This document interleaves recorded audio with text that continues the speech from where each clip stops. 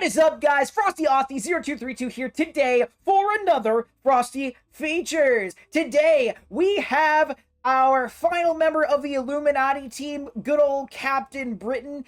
And if you haven't been to one of these before, what this is a comic book background on the tunes that you use in Marvel Strike Force. And if you want to gain access to this content, it will cost you only 4 payments of $49.99 sent directly to my PayPal. So, members only. I'm just kidding. We're going to actually do this. So, moving on, we will do according to Scopely. So what this is the blog post description that is given on the background of the character, and we will rate this at the end of the feature. Brian Braddock was a physicist from the United Kingdom when he was granted the powers of Captain Britain by the mystical Merlin and his daughter Roma after a near-fatal accident. Choosing the Amulet of Right over the Sword of Might, he became Captain Britain and gained superhuman strength, speed, and the ability to fly. His powers that grow in strength with his confidence. As Captain Britain, he defends the realm both from earthly and mystical threats. So we will rate this at the end of the feature. So this is the man of the hour, Captain Britain. Too bad if you don't pay, you won't get to play, okay? Name, Dr. Brian Braddock. He is, as he becomes Captain Britain, he is a graduate student and ends up getting his doctorate and becomes a physicist. First appearance, Captain Britain #1 in 1976. For my people that are viewing from the United States, we actually don't get to see him ever until 1978, which is kind of an interesting fact. Fun little factoid to chew upon. Powers and abilities. Superhuman in every way. That means speed, strength, flight, etc. Flight. He can fly. Force field projections he has. And he has historically a landlock limitation. So the further away from the UK that Captain Britain gets, the further away from Britain he gets, the weaker he gets over time. So he'll maintain his powers for a short period of time and then they will slowly go away. Throughout the comic histories, this has kind of gone back and forth. It seems like, according to the blog post, we're using a more modern take on Captain Britain, so it's not a problem with him currently. But historically, his suit is a major component in keeping his powers. It helps him retain them for longer. So these are important things to consider as far as like moving forward in comics, etc. This has been replaced recently with this sort of confidence situation. Which also is a power shared by Gladiator, who is recently announced to be coming to the game. So that's exciting. Pending Frosty Features Gladiator. Stay tuned. Aliases, Black Knight. We do have Brian Braddock does have a stint as the Black Knight. The Black Bishop, as far as the Hellfire Club goes, and Captain Avalon is a current alias for Brian Braddock as of this recording date. Affiliations. We have quite a few affiliations with the ones I wanted to point out. We are in the Avengers Reserve. Excalibur. This is a team that we've wanted for a while to come to Marvel Strike Force. And quite frankly, when the Illuminati was, before it was announced as the Illuminati, but we just got a couple of the characters. And it was data leaks. I thought we were going to get Excalibur because we have a little bit more of a, namely because of the Captain Britain announcements. But alas, ye matey, it's Illuminati. And then he actually was a part of the Shield for a while. A very other notable one that comes up a lot if you're like Googling around. Captain Britain's also part of the Captain Britain Corps, which is just like many other characters in the Marvel Universe. It is a multi-dimensional team of Captain Britons. And he also like has a romantic relationship with himself, like Loki does in the show. Background. He is from Malden, Essex, England. So we've got a UK character that is made for UK peeps, and it is what it is. He's wearing the Union Jack, so, there you go.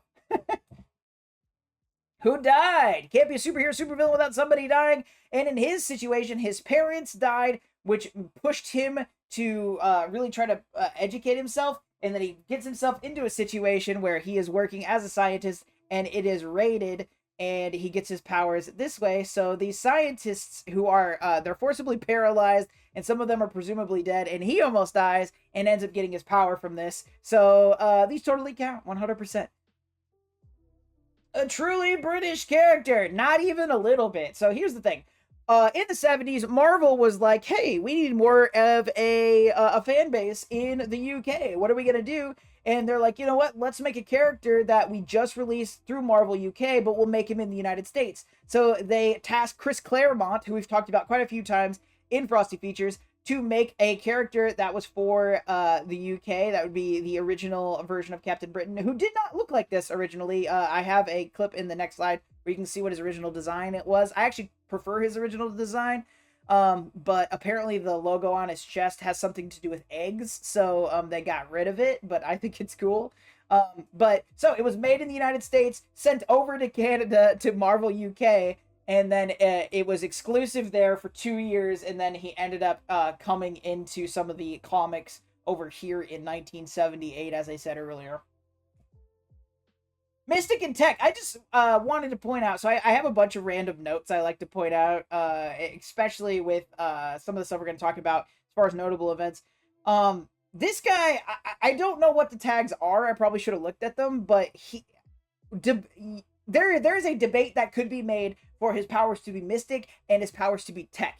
Both tags can make sense in the game. I find that the community is often very split on how the tags work. I see people even still be like, why isn't Quicksilver mutant? Quicksilver is based on the movie version, which has mystic powers. He gets it from the Infinity Stones, right? So with Captain Britain, his tech keeps his powers. So in the event that we had a tag like that, that's okay. His powers are originally based in mystic, but his powers change a lot. So that's another thing. Is Captain Britain is not another Captain America clone. He has a mystic source of powers, and his powers change quite often. So that's something that needs to be very much considered, that he is actually a completely different character than our good old Captain America. So, relationships. I kept this nice and brief this time. Sir James and Lady Elizabeth Braddock are his parents, and then Jamie, or James Braddock Jr., and Elizabeth Betsy Braddock are his siblings. Jamie Braddock being Monarch, and Elizabeth Braddock being one of the Psylocks, which we all know and love Psylocke in the game, right? She's always useful, always in the meta. Awesome character.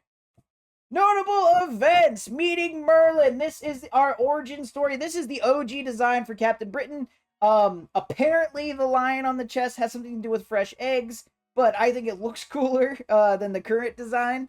But anyway, so this is what we originally looked like. So the way this works is Brian worked for Darkmoor Research Center, where he was a physicist, and a group, Joshua Strag, invades with a group of like mercenaries that he hires, and he's this guy that wants to get all the secrets from this scientific base, and the scientific base has all these mystical properties and things that they had been researching, so he's trying to steal it all. So him and his crew run up in there, and they start paralyzing and acing people real quick, and Brian's like, I'm a student, I'm not here for all this violent stuff, I'm getting out of here. So he gets on a motorcycle, because it's the 70s, and he takes off.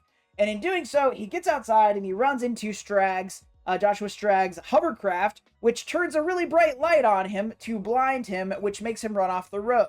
So in the blog post, when they talk about after an accident, it wasn't an accident, it was very much an intentional.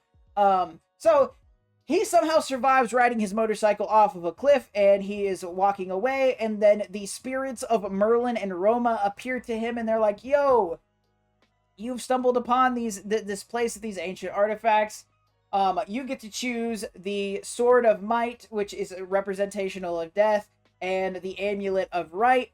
And Brian Braddock's like, I'm more or less a pacifist. I'm not about wielding power for bad reasons, etc. So I'm gonna go with the Amulet of Right. Puts it on, becomes superhuman instantly. He gets this in my opinion, cooler costume, I guess with weird symbolism, eggs, and the rest, they say, is history. But actually, Joshua Strag and his men get down there, and they're like, hey, now you have superpowers, we're gonna fight you. And he's like, I need to display my superpowers because this is my origin story. So he starts fighting him, and he starts kicking a lot of butt, And then Josh Drag sees the Sword of Might that is stuck in the stone, and he pulls it out, and he gets powers, and he becomes the Dark Reaver or the Reaver. And this is an early arch nemesis type situation for Captain Britain. And Captain Britain still bests him in the battle and walks away looking nice and shiny as that new character for our UK fans over there.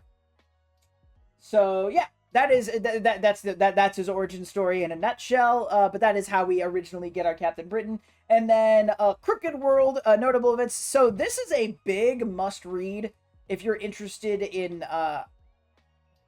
Marvel Universe lore, not even just Captain America. I only knew about this a little bit, and then as I started going back through it, the actual results of this are quite substantial in the history of comic books, so I really wanted to point this out. Captain Britain is such a pivotal character for one of these things I'm about to talk about.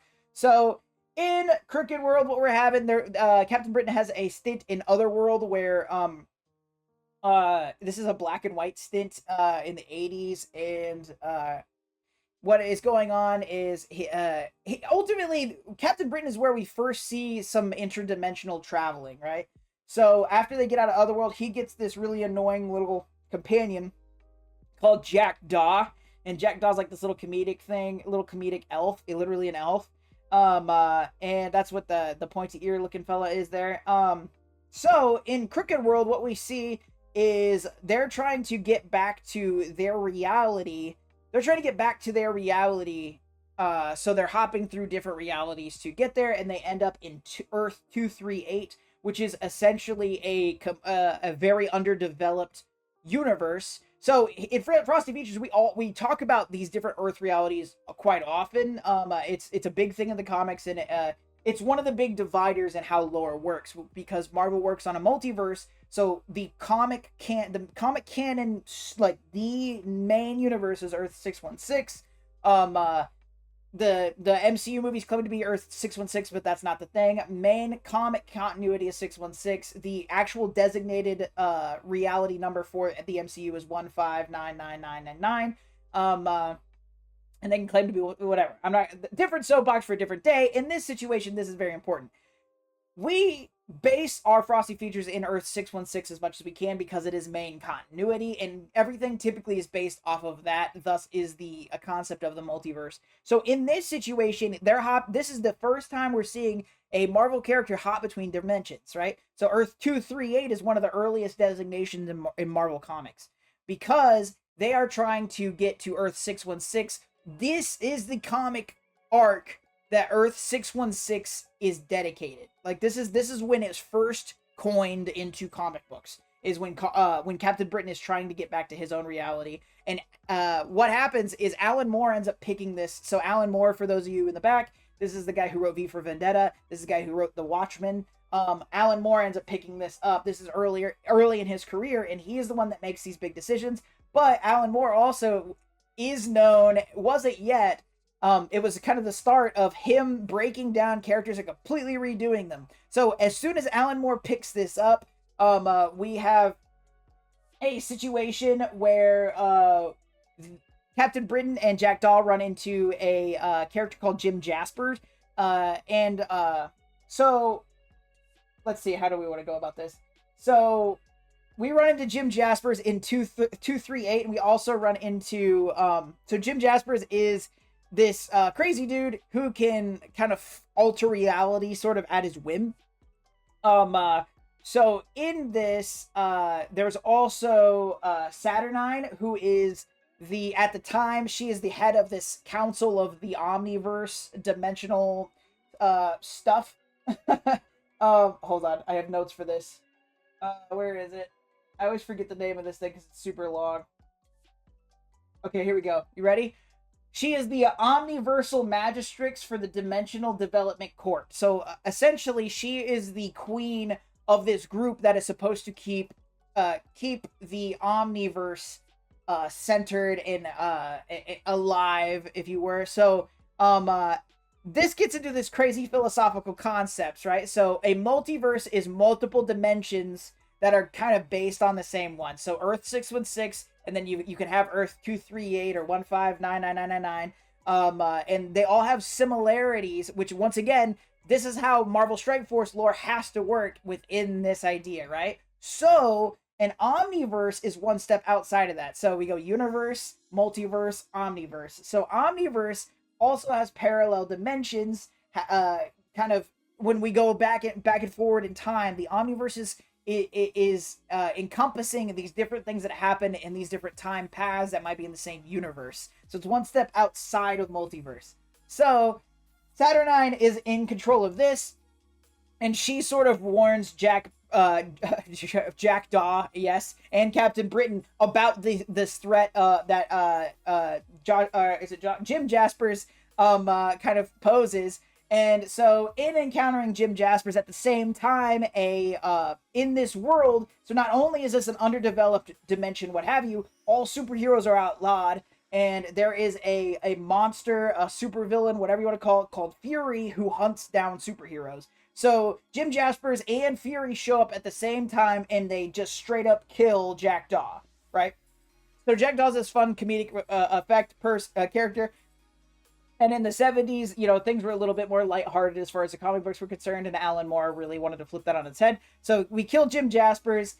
Captain Britain's retreating, and he ends up in a graveyard, and Fury ends up showing up and killing Captain Britain there. And then we see the appearance of Merlin and Roma, who bring Captain Britain back to life, essentially literally rebuilding his body mystically. And they also transport him back to Earth 616, where and with this with Fury and Jim Jaspers happening, Saturnine loses her post at the head of the omnidimensional court. So Captain Britain comes back to life in Earth 616. This is, once again, this is where we get the 616 designation.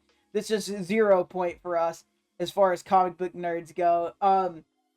So he returns back here, and he's kind of making his way as Captain Britain for a short period of time. But then the Earth 616 counterpart of Jim Jaspers finds his power, and he's coming back to coming back to kind of do the same thing, take over the world, what have you. And then lo and behold, Fury, being a very powerful villain, kind of works his way out of Earth 238 into the 616. So then we have Jim Jaspers, a different version of Jim Jaspers, but same power set, and Fury on the plane of 616, and they're hunting down Captain Britain.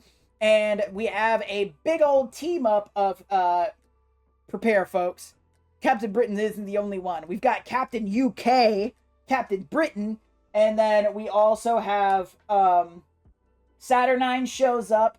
There is a set of mercenaries called the Special Executive, and his sister Betsy Braddock, good old Psylocke, all team up to fight Jim Jaspers and Fury, and they end up being able to turn the tide this time and take out these two, wrapping it up. And in the ensuing battle, we find that Merlin actually, supposedly, it's comic books, Merlin supposedly dies. So also in Captain Britain's being revived through Merlin, this is the second time it happened, I believe.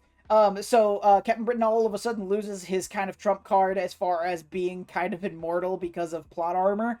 So he does kind of lose that here. But this is a very well-known story. It's known by a couple different things: Crooked World, Jasper's World, Jasper's Warp. This is definitely something to check out. Very important in the continuity of the Marvel Universe, so I highly, highly recommend this read. So, Marvel Strike Force doesn't care about power levels, but here on Frosty Features, we do. Now, the way this works, if you are a multiversal threat, you can end all of realities as we know it at a whim. Universal means maybe you can end your reality, hop on over to another one, and end that one. Cosmic means you have power. On the low end, being able to level things like planetary bodies. On the higher end, maybe being able to take out things like solar systems or galaxies. Nuclear means you have power equivalent to that of a nuclear bomb, leveling things on the small end like cities, or even on the high end small planetary bodies. Super Soldier means you are beyond all human capabilities in strength, speed, and agility, etc. So being able to take out things on the low end like brick walls up to something like a city block with enough time and effort. City means that you are equivalent to a human being that is trained to the absolute and utter peak of athleticism. In Marvel, this is where we see a lot of our mercenaries, a lot of our ninjas, secret agents, etc. And then there's Greg. Greg is the undead Asgardian that's spawned by Hela in Marvel Strike Force, and when Hela's gone, Undying's not there, and he's left to his own devices, Greg's not really worth anything as far as usefulness on the battlefield. So, theoretically, if I'm in line in McDonald's and I'm trying to get a Big Mac and I bump into Greg, who's also trying to get a Big Mac, but there's only one patty left for the day because for some reason the managers at McDonald's are extremely underpaid and they're not doing their job very well, so they didn't get enough meat, right? So it comes down to one of us is getting a Big Mac and the other one is not. And all of a sudden, there's a physical altercation. There's a physical altercation between Frosty, Osty, and Greg. And because in this situation, Greg is equivalent power to that of a regular human being, and I, Frosty, Osty, am also equivalent to the same power level, I, theoretically, in this McDonald's that's poorly mismanaged, could beat Greg. So, due to undead Asgardian physiology, and just because I like to make the argument, Greg is equal to that of a regular human being. Now, with Captain Britain, we have a very much all of the captains, Captain Connect, that's a whole different thing. Major Maple Leaf, Captain America, all these characters are very much the basis of Super Soldier. Captain Britain, on the other hand, has extra powers, right? He has force field generation. His powers can alter via confidence. So the more confident he is in himself, the stronger he is. The closer to the UK he is, he can be stronger, depending on when you're reading in the comics. Force fields. He also has some psychic abilities randomly. But with that, with his additional powers, he is theoretically stronger than Captain America, but he is still lower than that of a nuclear power level. We don't see him we don't see him perform any feats that could level something like a city, right? But he is a higher end super soldier caliber character, typically, as long as he's not losing his powers, etc. So he's very comfortably, I wouldn't say he's high end, he's very comfortably in the super soldier classification, and that is what that is. And then according to Scopely, we talk about him getting in an accident that almost kills him. That's not necessarily true. It definitely was intentional, but it's close. Also, this situation where since we talk about his origin, we're getting a Captain Britain much later in the comics, especially with this with him having this this confidence boost that we apparently are working off of. This is much more modern Captain Britain. So with that. Honestly, this isn't that bad of a blog post. Not nice try. The only thing I'm even docking them points on really is the calling it of an accident. I'm assuming it's to make the sentence shorter, but besides that, this is a really nice blog post. It's descriptive. Our last one we did also I thought was really good. For Hank Pym. So honestly, this one's definitely passable by the Frosty standard. All right. So that is Frosty Features Captain Britain. I hope that you all enjoyed it. I hope that you all learned something. We talked a lot about comic history today, which is definitely one of my favorite things to talk about. Please let me know in the comments your favorite Earth 616 moments or your favorite Captain Britain moments, which are much more specific and easy to write about. Please like, share, comment, subscribe. Here on YouTube, it doesn't cost you anything but a couple of clicks. And also as a reminder, I stream at the link above on Sundays at 8 a.m. Central Standard Time, where we do Frosty Features Live. I hope that you all enjoyed this. I hope that you all have a fantastic weekend. And most importantly, stay cool.